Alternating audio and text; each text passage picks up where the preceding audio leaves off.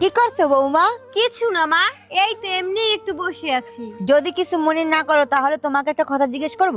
হ্যাঁ মা বলুন। অনেকদিন ধরে ভাবছিলাম তোমাকে কথাটা জিজ্ঞেস করব।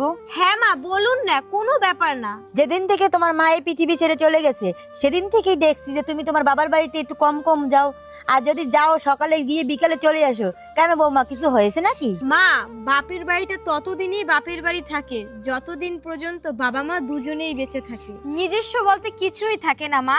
এখন হয়তো বা দাদা বৌদি সবাই থাকে, কিন্তু আমি যখন শ্বশুর বাড়ি থেকে বাবার বাড়িতে যেতাম না, তখন আমার মা ওই দূর থেকে পথ চেয়ে বসে থাকতো যে তার মেয়ে কখন যাবে।